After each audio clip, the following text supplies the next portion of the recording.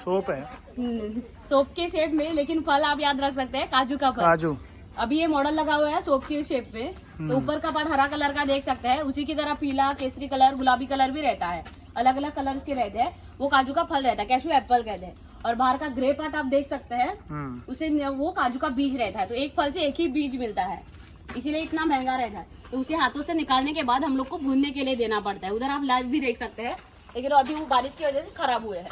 तो वो जो बीज है बाहर का, उसे भूनने के बाद देने के लिए उसके अंदर से हम लोग को काजू मिलता है, स्नैक की तरह आप इंजॉय करते हैं। और बाहर का छिलका रहता है, उसे आप डायरेक्ट हाथ में ही नहीं लगा सकते। भूनने के बाद इसमें एनाकार्डिक एसिड रहता है, अगर हाथ लगाएंगे तो हाथ जलने लग जाता है।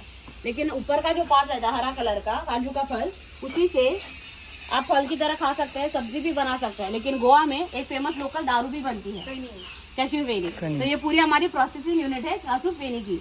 तो ये ऐसा क्रशर रहता है। पहले एंसेस्ट्रल टेक्निक क्या थी, पूरा हम लोग काजू का फल इकट्ठा करके ऊपर का जो पार्ट रहता है, ये पीला कलर का आप देख सकते हैं, उसे निकाल के जंगल में बहुत बड़े पत्थर पे डाल देने के बाद पैरों से मचल दे देते। बाद में हम लोग को काजू का जूस मिलता था। लेकिन अभी सब लोग एडवांस हो गए हैं, सब लोगों को एडवांस टेक्नोलॉजी पसंद आती है। किसी को पसंद नहीं आएगा कि जूस पैरों से निकाल लिया है। तो ऐसे क्रशर में डालने के बाद पूरा काजू का जूस इकट्ठा करते हैं, लकड़ी के नहीं तो प्लास्टिक के बैरल में, और उसे रखते हैं फर्मेंट होने के लिए 5 से 7 दिन के लिए। शक्कर ईस्ट कुछ भी नहीं डालते, नेचुरल प्रोसेस ही रहता है। और फर्मेंटेशन होने के बाद इस तरफ रहती है हमारी भट्टी। तो इधर आप देख सकते हैं बहुत बड़ा बर्तन है, लोकल भाषा में इसे हम लोग भांड कहते हैं, इतना बड़ा रहता है। इसे मिट्टी से कवर किया हुआ है और इस तरफ से आग लगा देते हैं। तो पूरा फर्मेंट किया हुआ काजू का जूस इसमें डालने के बाद फिर से इसे अब दूसरे बर्तन से कवर करके पाइप से कनेक्ट करते हैं। और उधर बाद में उबलने के बाद डिस्टिलेशन स्टार्ट होता है।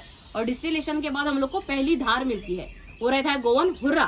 वो ज्यादातर गर्मियों के सीजन में सभी लोग हुर्रा को एंजॉय करते हैं, लिम्का डाल के नहीं तो नींबू का जूस डाल के, और इसके ऊपर हरी मिर्च लगा देते हैं हुर्रा को एंजॉय करने के लिए। इसमें हम लोग इसमें 50% हुर्रा डालते हैं और 50% हमारा फर्मेंट किया हुआ काजू का जूस, वो डालने के बाद इसे फिर से उबाल लेते हैं। दूसरा डिस्टिलेशन स्टार्ट होता है।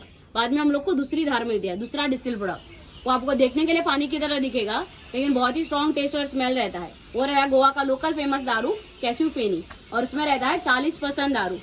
तो आपको गोवा में ज्यादातर इसे दारू की तरह इस्तेमाल करते हैं सभी, लेकिन मेडिसिन की तरह भी घर में भी मिलेगा। तो हम लोग 1 चम्मच फेनी लेते हैं, उसे आग लगा देते हैं और आग बुझ जाने के बाद बच्चों को और बड़ों को देते हैं जब भी सर्दी जुकाम और डाइजेशन का प्रॉब्लम रहता है तभी।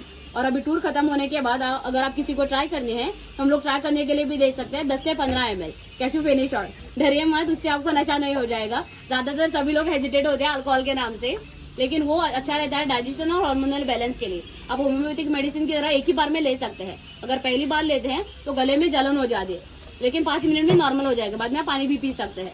तो टूर खत्म होने के बाद अगर किसी को ट्राई करनी है तो आप मुझे बता सकते हैं। 10 से 15 ml 40% ही रहेगी। अगर आपको पसंद आती है आप बाय भी कर सकते हैं। सिर्फ आपको गोवा में ट्रेवल करते वक्त याद रखना है कि ज्यादा मात्रा में नहीं लेना है, ग्लास भर के नहीं तो क्वार्टर भर के। आपको म्यूजिक की भी जरूरत नहीं पड़ेगी, अपने आप डांस करने लग जाओगे। 40% दारू है।